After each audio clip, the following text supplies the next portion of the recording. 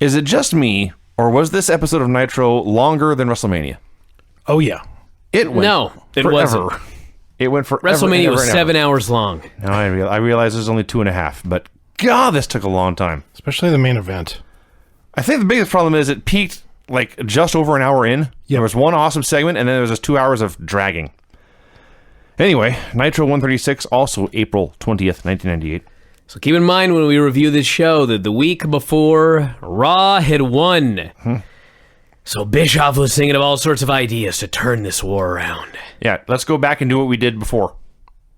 The idea was, let's just do everything old again. The idea was, for the first 32 minutes of this show, let's not have any wrestling. Well, that too. So they opened with clips of Kevin Nash and Randy Savage celebrating because Savage had beaten Sting for the world title at the pay-per-view. By the way, Sting, a forgotten man.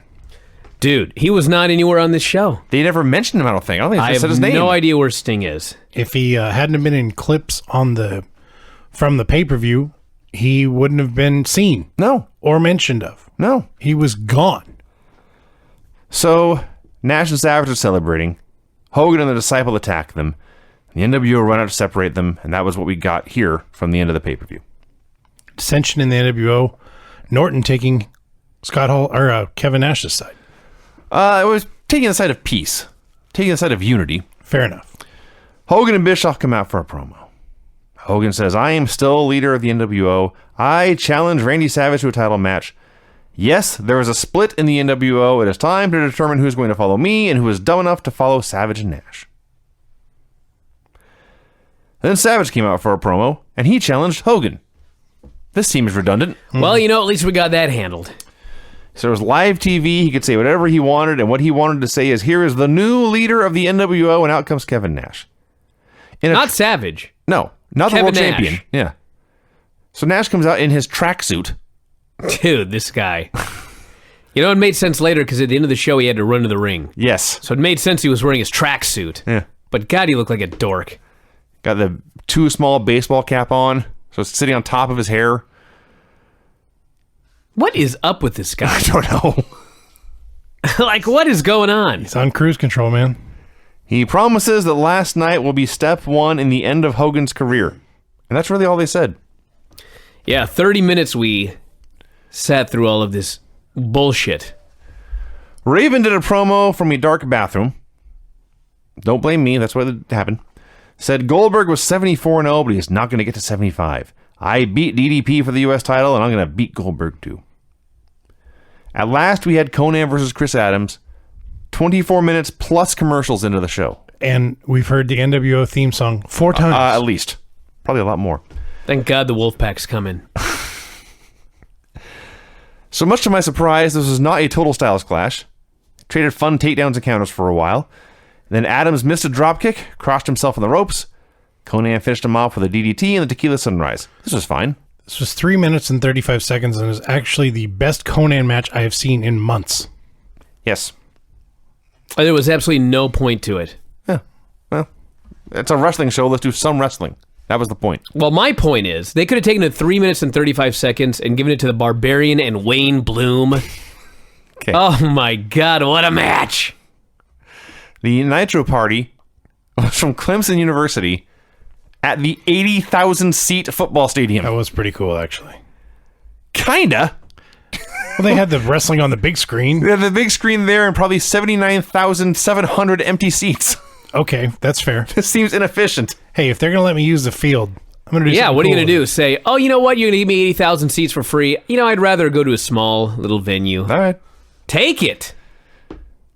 Barbarian versus Wayne Bloom.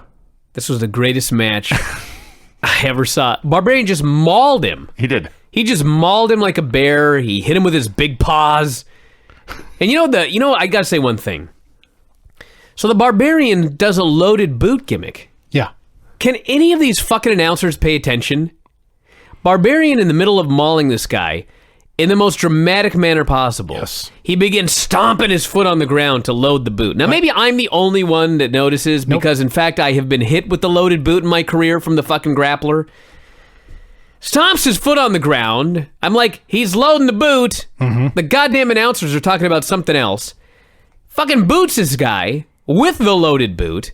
He covers him, and Mike Tenay is caught completely by surprise. Yeah. Oh, he got him.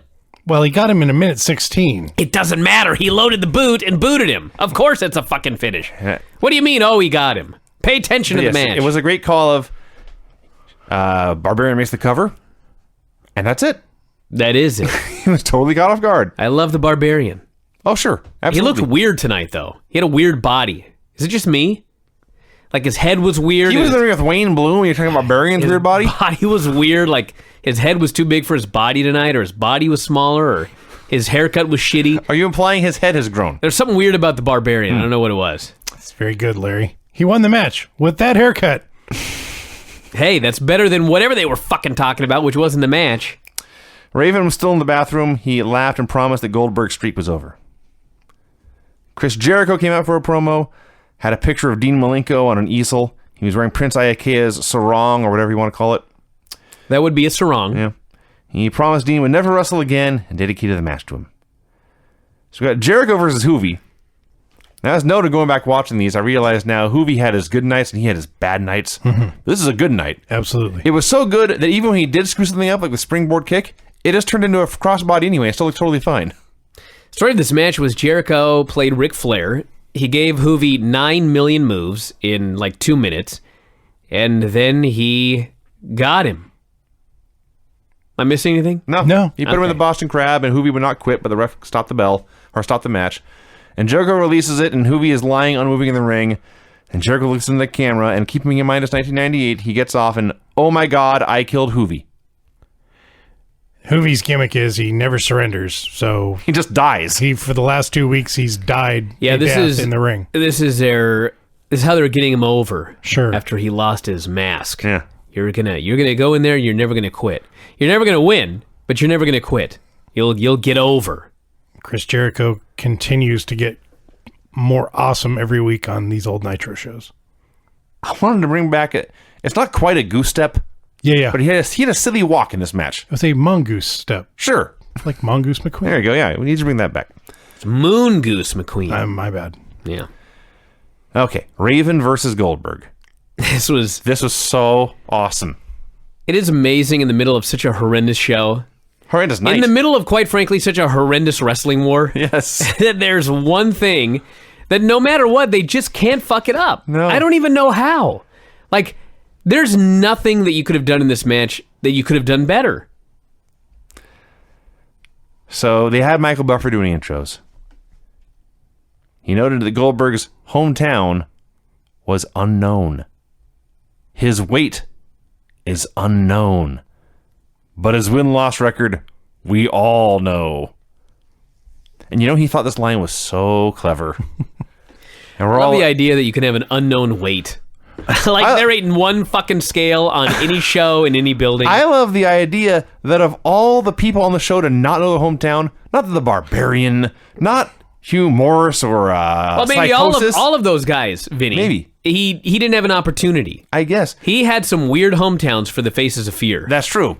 But they have talked about Goldberg playing football in Atlanta and college football in Oklahoma, I think. Well, we only know he played there. We don't know where his hometown is. It's really easy to find the hometowns of college football players. No, it's unknown, Vinny. Come on. It's very easy. I think the weight's really easy to explain. Goldberg, will you please step on the scale? Nope. No. No, he's from Oklahoma, played college football at Georgia. That's right, I remember now. Point being, Michael Buffer's an idiot. That's what you got out of this? Well, it was reinforced. So people were just ballistic for Goldberg, even before the start. Raven showed no fear. Raven draws a line in the sand with a belt and says, "Let's go, fucker." What an idiot. It's not his, What an idiot. not his smartest move. No. So Goldberg beats the shit out of him for a while. But then it is Raven's rules, and so Raven's able to use a chair for some offense. We get the chin lock spot so Goldberg can fire up, and then Goldberg starts no-selling punches, hits a big spear. The flock attacks. Goldberg just kills them all one by one. Stop right there. The place is going absolutely nuts when Goldberg no-sells the punch and starts his big comeback. They're just losing their minds. And all of a sudden, the flock all hits the ring, and the fans died. Mm-hmm. because they have been conditioned that as soon as these idiots hit the ring, it's a bullshit finish. Yep. And they're thinking either A, like it's going to be a DQ and the streak, he got to win via DQ, or God forbid, maybe they're all going to beat the guy up and he's going to lose. This took the air out of the crowd, but it was perfect because you took the crowd down, and then Goldberg proceeded to beat the shit out of every member of the flock, and it brought him right back up again. Mm-hmm. They realized it's not a DQ. Oh my God, he's he's jackhammering Ron Reese. They set it up perfect. So it started with the smallest guy, Kidman, and then Sick Boy, and then Horace, who is now in the group, and then here comes the giant Reese, and everyone thinks this is it. It's the end of Goldberg, and Goldberg says, nah. And he jackhammers this big fucker, which is awesome. Raven, he's out of ideas. He tried to fight fair. He tried to send his gang after him. It all failed. It's time to run away. Raven tries to flee through the crowd. Fans grab him, and we are told to throw him back over the guardrail. He winds up back in the ring. It was really cool looking, the idea that he was trying to flee, but the fans all got together to make sure like a lumberjack match with fans. But it was also really, really stupid. Well, sure, because he's going to encourage fans. You cannot encourage the fans to put their hands on wrestlers and throw their ass back over the barricade again. Yeah. So they throw him back in the ring, and Goldberg hits one more spear. Then he jackhammer on a stop sign to win the match and the title. It's got a bigger reaction than anything on WrestleMania. Place just went nuts. White hot heat. This was so awesome. This is a great spectacle. This was about as good as a match you could have laid out for Goldberg. It was the longest match he's wrestled, and it was the most competitive match he's wrestled since coming in. It was done perfectly. Well, he had that Regal match. It doesn't count. This was better. It doesn't count. This was better. It was way more competitive. I will say that it was awesome. I forgot what else I was going to say. It don't matter. I had another point that I forgot. La Parka versus Ultimo Dragon. These poor guys were in a death spot having to follow the Goldberg match, but they gave it the roll. So Eddie Guerrero starts dragging Chavo down the aisle by the hair and by the ear. Then when we get close to the ring, they begin to tiptoe into position. I remember what I was going to say. So remember we were wondering about that fan that jumped Raven? Yeah. Okay. So the one last week was Canyon. Mm-hmm. But there had been a guy that jumped him the week before that was a legit fan. Oh. So an actual fan jumped him, which gave them the idea to have fake fans jump him, who ended up being Canyon. Mm-hmm. So they're still fucking morons. Yes. They're shooting angles, yes. Yes. There's one, I don't know if it's happened yet or if it happened on Thunder, but Raven is doing his promo while slumped against the bottom turnbuckle, as he used to like to do, and the camera is like 2 feet from his head, and a guy runs up and just grabs him by the hair and starts to yank him out of the ring. And security swarms him, and Raven gets up, and he gets back in the ring and picks up right where he left off. He is a pro. He is a pro. This was not his first rodeo as far as fans coming after him. No. Anyway, Eddie and Chavo come down, tiptoe him into position. Eddie takes the ref. Chavo wallops Dragon, and Parka hits a corkscrew dive for the win. Eddie was very happy. Parka was confused, but hey, he got a win, so he was okay. We had still shots of Nash powerbombing Sting the night before to give Savage the title. Chris Benoit versus Kurt Hennig. This was so funny. So, Benoit starts beating the guy up. And I don't know what was going on, but Kurt Hennig, first off, he had a knee brace on. I guess it's huge. Kurt Hennig had it was like you took a sewer pipe and broke it in different sections and put it around his leg. Yes. It was massive. He had a giant It was like a suit of armor on his leg. So Benoit's beating on this guy. And I don't know what the plan was in this match, but Kurt Hennig kept trying to cut off Benoit. Benoit would have none of it. Benoit ran through this guy. Every time Kurt Hennig tried to cut him off, Benoit no-sold it and just kept beating on the guy. So I don't know if they said, okay, Benoit, you're going to run through this guy. And then Kurt decided in the match that he was going to try something, and Benoit was like, you ain't trying nothing, dude. But that's what happened there. And then he calls out Rick Rude, who's doing commentary. So Rick Rude is dead a year later. He was training to come back. And it was very, very clear, even here in early 1998, that he was trying to get out of his Lloyd's of London deal. This guy is doing more every single week. Yeah. He has not taken a bump yet, but he's throwing dudes around. He's kicking dudes. He's dropping knees. He's flying through the air for moves. Lloyd's had a very lenient policy, apparently. You can't take bumps, It must have been. but you can fight. It must have been in writing. Cannot do pro wrestling matches. May not be a legal participant. Yeah, but he couldn't take bumps. He's never taken a bump. I see. Of the two of them, Rick Rude was clearly in better shape to wrestle on this evening. Oh, yeah.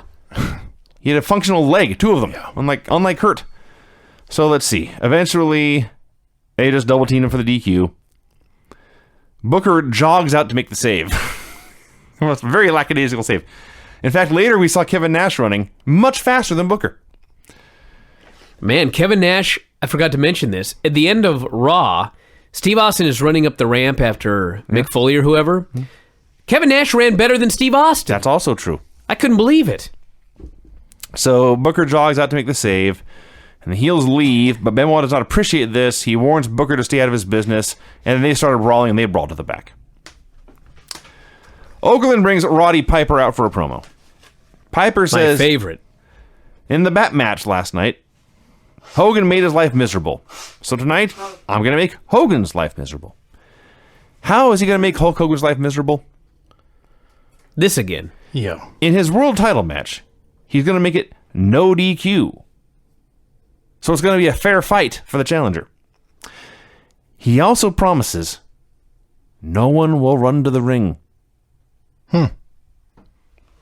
Okay, we'll get to it later, but if you can do that, why isn't that the rule for all matches? Well, as we found out, you can't do that. You can't do that. In a no DQ match, you idiot. Yeah. Well, you could do it if you do something else to ensure that there's no run-ins. Put a giant gate on the while. I don't know. You know, honest to God, I don't know, but I watch these Piper promos, and sometimes I think, this guy just comes out and says whatever the fuck he wants to get a pop. I'm quite certain that's true. Yeah. Like, really, they wrote it into the storyline that Roddy Piper was supposed to come out and announce that no one was going to run in the main event, that they had a planned run-in for. 5 of them. I mean, this fucking guy had to just go out on his own. I mean, maybe he was supposed to say no one from the NWO could run in, because then at least it makes sense, because Brett wasn't an NWO member. But the way he said it, nobody can run in. How do you explain Nash then? I explained Disciple. Thank you. It's all stupid. It's incredibly stupid. Not to mention, Rowdy's mad at Hogan. So he makes it no DQ, knowing that the NWO can run in and do whatever they want because help. there's no DQ. And help Hogan. He also makes it no time limit. So Hogan doesn't have to worry about going to a draw. It's ridiculous. Then, after doing everything he can to tilt the odds in Hogan's favor in the match, he says, and after that, you're mine, Hogan. So he's going to make Hogan fight the World Heavyweight Champion and then beat him up. Oh, maybe. Yeah, he wants to pick up the pieces. Yeah, he wanted Hogan to have the title so he could take it off. I guess. This is stupid and made no sense. Right. Hammer versus Saturn. This was the longest 4 minutes of my life. There's no way it's only went 4 minutes. 4 4:08. minutes and You 9 had to fast seconds. forward. 4 No. minutes and 8 seconds. If you told me 4 hours, I'd have believed you. Yep. It was bad. They brawled. They brawled up the ramp. They got counted out. Fuck off. And why is Saturn growing out his hair? That's a good question, too. They repeatedly... You know, I was wondering why his hair looks so horrible. Because he's usually bald. Now I figured it out, yeah. It was hideous. Yeah, it's really bad. Didn't he He's have, like, growing it out, but he's balding. Right. So he's growing out a bald spot? male pattern baldness. Yes. Like, what the fuck are you doing, dude? He has a hole in his haircut. Didn't he, when the Eliminator started, didn't he have the haircut Nakamura has now? Yeah, he had Something like kind that? of a mohawk kind of thing. Yeah. Public Enemy versus Scott Steiner and Buff Bagwell. This was amazingly okay. Yeah. Yeah. Well, hey, I talked about grunge as a singles and how He low actually, my expectations were. He did some stuff in this match. He did the funniest, fattest double bulldog. Yeah. They did something, but they're facing the wrong way, and he runs up, and it's nice to call it a bulldog. He leaped high in the air and sat on his fat ass, and the other Yes. two guys fell down next to him. That's what It happened. was ridiculous. But yeah, I know Public Enemy knows how to do tag matches. I love Bagwell. Steiner knows a thing or two about doing tag matches. This was all very fun. So in the four-way. They go to put Bagwell through the table, but as in every other WCW Public Enemy match ever, they go through the table instead. So Steiner goes to put on the recliner, but Buff says, no, I want to hit my blockbuster instead. And Steiner says, okay. And he helps him up, and he forms the guy in the back, and Buff hits the move, and he wins. What a selfless man that Scott Steiner And it was is. funny because they do this spot, and the announcers are talking about how, well, it appears they're a good team, but there's a little bit of dissension. Where? And I'm like, what the fuck are you talking about? One guy wanted to do the move, the other guy's like, sure, do it, we're a team. It is a cool move. It doesn't matter who wins. Yeah. We got the win. I thought they got along great. Buff and Bagwell Buff and Steiner were just such a perfect team.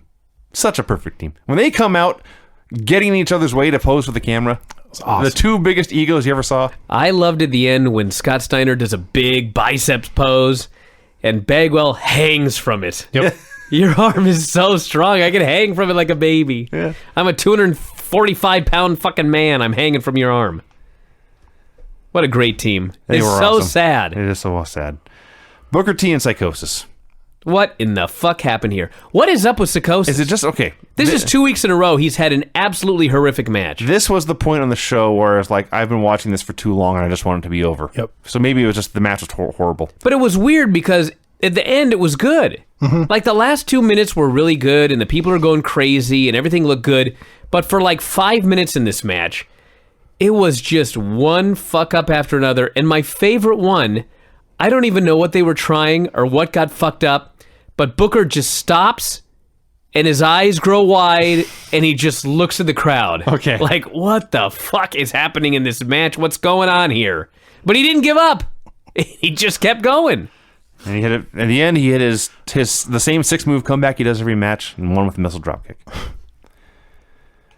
Bryan Adams versus Lex Luger. I hate Bryan Adams. What a shitty match! You know, let me say one nice thing about Bryan Adams, and I'm going to get going.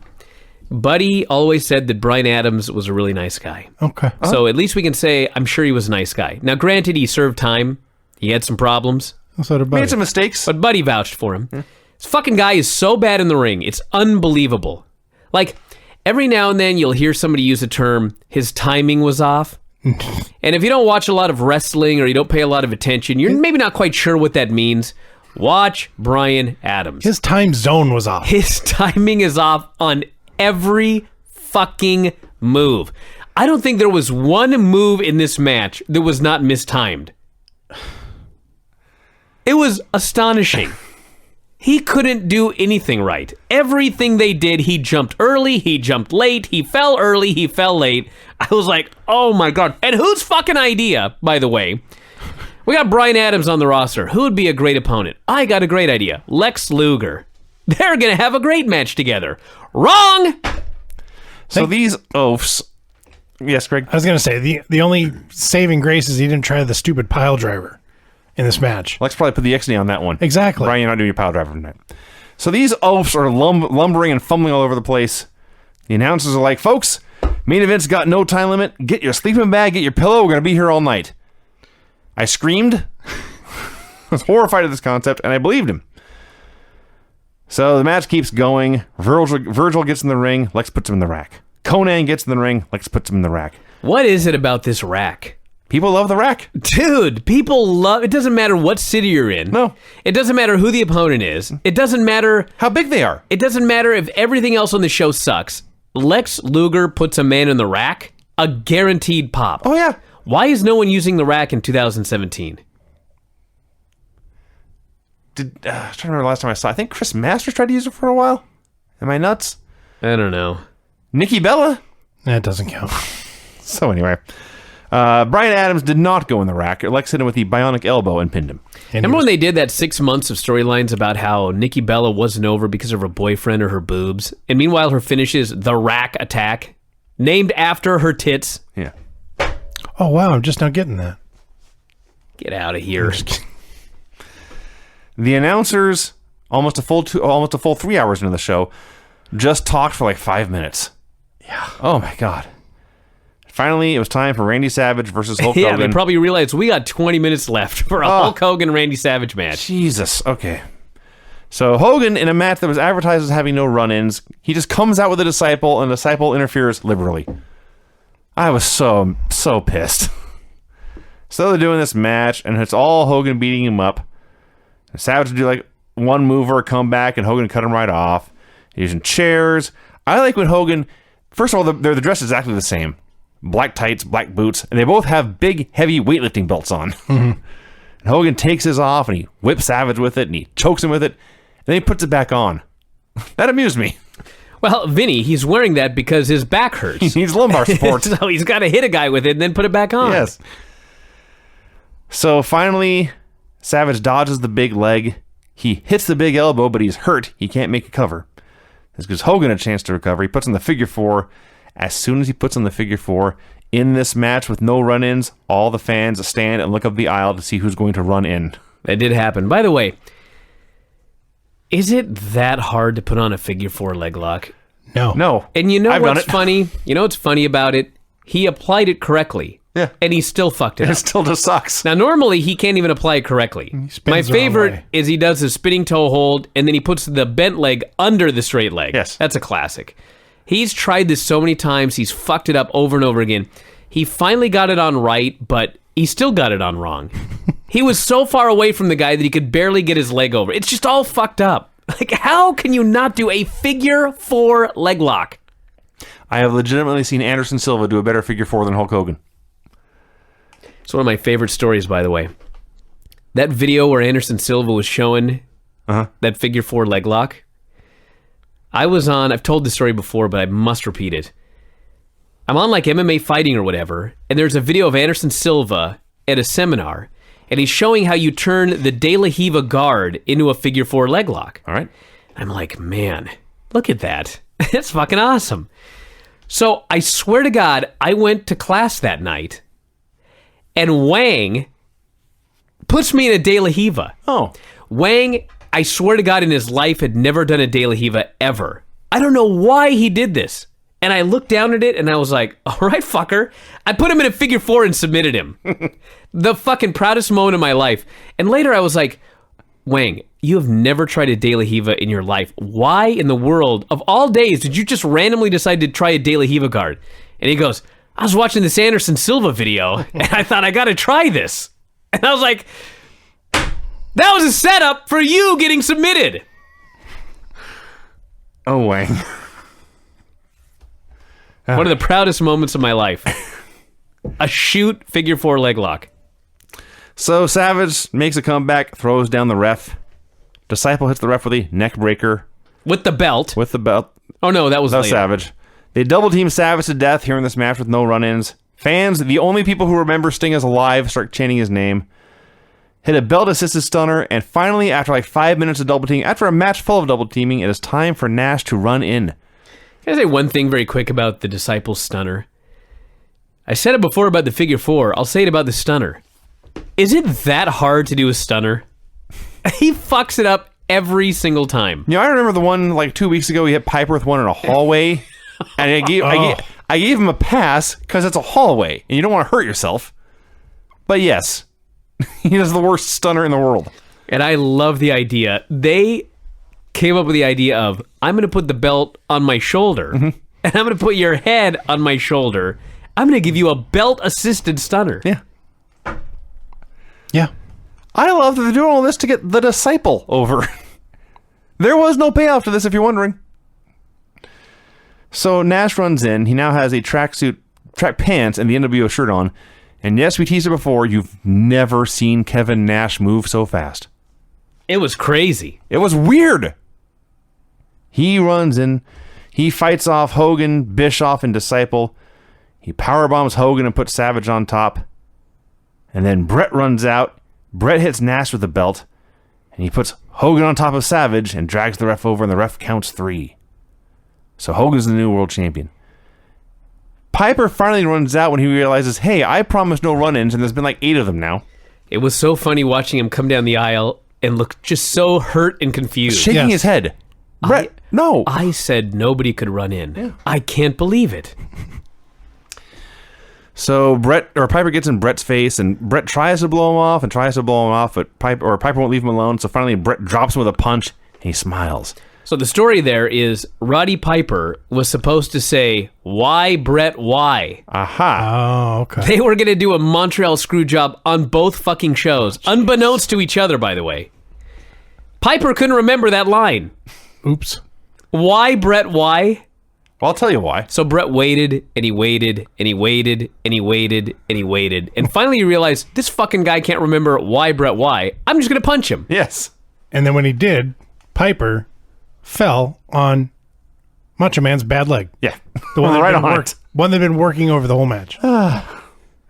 So the show ends with Brett in the ring and Nash, Piper, and Savage down. So you see, in their mind, Hogan was being screwed by a dirty promoter. They think Piper was screwing Hogan by putting him in a title match and making it no DQ and no time limit. And Brett had promised he would never let an evil promoter screw a wrestler again. So that was their reason to have Bret Hart turn heel. Now, why did they feel the need to have Bret Hart turn heel? They signed him fresh off Montreal. Should have been the biggest anti-WWF, anti-Vince McMahon guy they'd have going. He did, I believe, 2 matches, and they're out of ideas. They've run out of stuff to do with him. Well, believe it or not, they had an idea, which never came to fruition. Apparently the idea was Brett wasn't supposed to necessarily turn heel. Brett wanted to win the title from Hogan. I see. So he had to get the title on Hogan. It's bullshit. It's horrible. Yep. And that was the show. That was our So show. when's this goddamn war going to turn around? I'm still waiting. Goldberg, that's all we got. That is true. So I wasn't here last week because you were at the circus. It was awesome. I went to my first Defy show 2 Fridays ago. Sold out show. 500 fans in attendance. Standing room only. Legit. I watched Shane Strickland and Lilo Rush absolutely tear the house down. Watched Jeff Cobb and Davey Richards have a great match. That sounds awesome. Dude, you've got to go to these shows. They announced the next show. It is Friday, May 26th at the Washington Hall. Why are these shows Friday? Can't they move Saturday? I'm not the promoter, Brian. They announced the show, their return show, Defy 3, at Defy 2. Put tickets on sale immediately. There is only general admission left. The main event is Shane Strickland versus John Morrison. Wow. That sounds cool. Dude, this is an amazing promotion. You have got to come out and see this. It is awesome. I believe you. Like, sincerely. I may sound like I'm being sarcastic. Craig's a hell of a publicist here. No, it sounds cool. Dude, Sue Young was on the show. Angelina Love. Davey Richards' wife appeared on a show that Davey Richards wrestled on. I know, right? Amazing. Was Ed there? No. Oh. Darby Allin from Evolve, after coming off that awesome weekend at Mania weekend. It's a great show, dude. Well, check it out, everybody. I did go to the circus, though. I'm sure it was fun. It was actually a lot of fun. I didn't see anything, I guess, as good as the main event of that show, but I saw a lot of good flips. There were a lot of flips in the Lilo Rush and there was a guy in a lucha mask. Vinny was right. Oh, how about that? Yeah. Oh, the Cirque show, yes. Yeah. But when he said that Bridget talked to her for an hour about the Cirque show the next day, wow. I said, Vinny told me one thing. There was a guy in a lucha mask. I don't know if you ever noticed this. That's the story of our lives. It may surprise people outside of this show. Bridget is a more talkative person than I am. Oh, yeah. She show is. Yes. You better hope she never does the show, Vinny, or you're out of here. Does she like wrestling? No. Oh. She likes Randy Orton. Well, Randy Orton? That's her favorite. The only guy she will watch. he's a handsome devil. What about Roman? Nope. Really? My wife likes Roman. How about that? How about that? Did she sign the petition to get Braun Strowman fired? No. Oh, it's too bad. All right, everybody, check out Defy Wrestling. Check out Cirque du Soleil. We'll be back later on Thursday. Yeah, I got to get all my plugs in here. Sure.